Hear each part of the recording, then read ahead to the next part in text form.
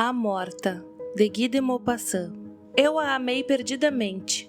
E porque amamos, é mesmo estranho ver no mundo somente um ser, ter no espírito um pensamento único, no coração um desejo, na boca um só nome, um nome que se eleva incessantemente, que sobe como a água de uma fonte, do íntimo da alma à flor dos lábios, e que se pronuncia, que se repete, que se murmura continuamente por toda parte, como uma prece elegíaca.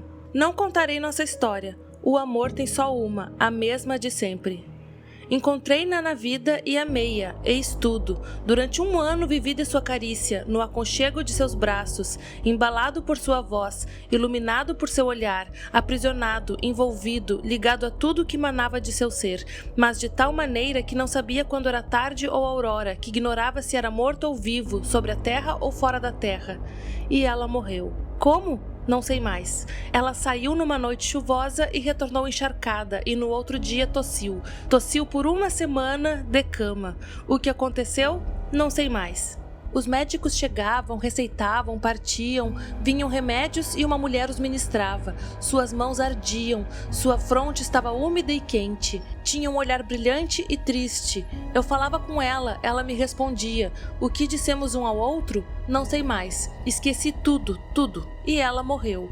Lembro-me ainda de seus suspiros, tão fracos, os últimos. A enfermeira murmurou apenas: "Ah!"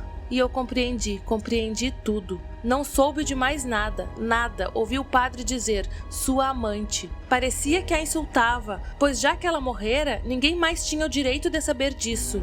Eu o mandei embora. Veio um outro, muito bom, muito meigo. Eu chorei quando ele me falou sobre ela. Consultaram-me a respeito de 1000 coisas relativas ao enterro. Não sei mais de nada. Entretanto, recordo-me tão bem do caixão, do ruído das marteladas, de quando a encerraram lá dentro, e ela foi enterrada. Enterrada! Ela, numa cova. Vieram poucas pessoas, alguns amigos. Fugi, saí a caminhar muito tempo pelas ruas. Depois voltei para casa. No outro dia, viajei. Retornei hoje a Paris. Quando revi o meu quarto, o nosso leito, os nossos móveis, toda essa casa onde ficara, tudo o que restava de uma vida após a morte, apoderou-se de mim uma mágoa tão intensa que tive necessidade de escancarar as janelas e precipitar-me na rua. Não podia viver no meio dessas coisas, dessas paredes que a encarceraram e que deviam conservar ainda, em suas fissuras imperceptíveis, átomos dela, de sua carne, de seu hálito. Pus o chapéu para sair. De repente, ao transpor a porta, passei pelo grande espelho do vestíbulo, que ela mandara instalar ali para se ver todos os dias, de alto a baixo, para ver se estava bem vestida, correta e elegante, das botinas ao arranjo dos cabelos. E me detive diante desse espelho, que tantas vezes a tinha refletido, tantas vezes que ainda devia guardar a sua imagem. Imóvel, trêmulo, fixei os olhos no vidro liso, profundo, vazio, que encerrara ela toda, que a possuíra tanto como eu, como meu olhar apaixonado. Parecia que esse vidro nunca fora frio. Quanta saudade! Saudade, espelho doloroso e ardente, espelho vivo e horrível que me faz sofrer tantas torturas. Felizes dos homens cujo coração, como num espelho em que reflexos deslizam e se apagam, esquece tudo o que conteve, tudo o que se passou diante dele, tudo o que se contemplou em sua aflição e no amor. Saí torturado e, alheado de mim mesmo, sem desejar, sem o saber, pus-me a caminho do cemitério. Achei o seu muito singelo túmulo, na simplicidade de uma cruz de mármore com algumas palavras. Amou, foi amada e morreu. E ela estava ali embaixo, putrefeita. Que horror! Eu chorava, soluçava à luz de um sol de tarde. E assim fiquei muito tempo. Depois olhei em torno. Uns farrapos de noite enlutavam o espaço. Então, um desejo bizarro, louco, um desejo de amante, desvairado, tomou-me avidamente. Quis passar a noite junto dela, a noite última, a chorar em seu túmulo. Mas me veriam, iriam me expulsar. Que fazer? Ergui-me e comecei a errar pela cidade morta dos desaparecidos. E eu andava. Como é pequena esta cidade, comparada a outra onde vivemos. Todavia, como os mortos são mais numerosos do que os vivos. Precisamos de altas construções, ruas enormes, tanto lugar para as 4 gerações que, ao mesmo tempo, enxergaram a luz do sol, bebem água da fonte, o vinho das vinhas e comem o trigo dos campos. E para todas as gerações dos mortos, para toda a escala da humanidade vinda até nós, quase nada, um pedaço de chão, quase nada. A terra se apodera deles, o esquecimento apaga as lembranças dos seus rostos. Adeus. Ao fim do cemitério habitado vi, de repente, o cemitério em abandono, onde os defuntos ressequidos de velhos acabavam por se confundir com o solo, onde as próprias cruzes apodrecem e onde são amanhã enterrados os que vierem por último. Viceja de rosas silvestres, de ciprestes vigorosos e negros, um jardim triste e magnífico, nutrido de carne humana. Estava só, inteiramente só. Apoiei-me a uma árvore verde. Escondi-me entre as suas ramagens pesadas e sombrias e esperei, agarrado ao tronco, como um náufrago sobre destroços. Quando baixou a noite escura, muito escura, deixei meu refúgio e comecei a caminhar mansamente a passos lentos e surdos sobre essa terra cheia de mortos. Andei a esmo muito tempo. Não a encontrava. De braços estendidos, olhos escancarados, tateando as catacumbas com as mãos, com os joelhos, com o peito, errava sem a encontrar.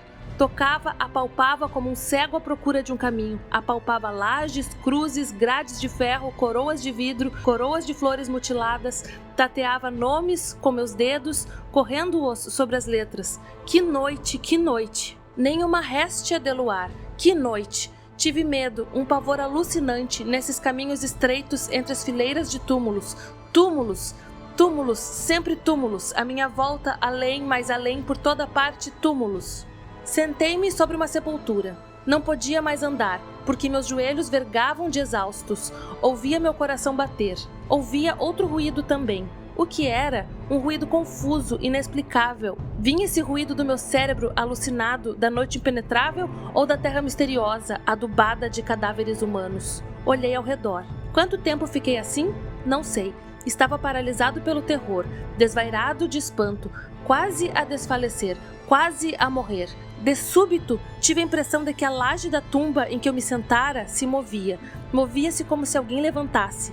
De um salto, precipitei-me sobre o túmulo próximo e vi. Sim, eu vi a pedra erguer-se lentamente e surgir um esqueleto nu, que a empurrava com os ombros. Via muito bem, via tudo, não obstante a escuridão da hora. Pude ler sobre a cruz. Aqui repousa Jacques Olivan, morto aos 50 anos, amou os seus, foi bom e honesto e morreu na paz do Senhor. Agora o morto lia também as coisas gravadas na lápide tumular.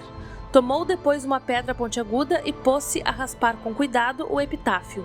Apagou-o lentamente, cravando a órbita vazia no lugar em que estava escrito. E com a ponta do osso que fora seu indicador, escreveu em letras luminosas, com essas linhas que as crianças riscam na parede com um pirilampo vivo. Aqui repousa Jacques Olivan, morto aos 50 anos. Abreviou com crueldade os dias de seu pai, de quem desejava herdar. Maltratou a esposa, atormentou seus filhos, traiu seus vizinhos, roubou o quanto pôde e morreu miserável. Terminando, o morto ficou a contemplar sua obra. E eu vi, voltando-me, que todos os túmulos se abriam, que todos os cadáveres os deixavam, que todos apagavam as lisonjas escritas pelos parentes na pedra funerária, para restabelecer a verdade.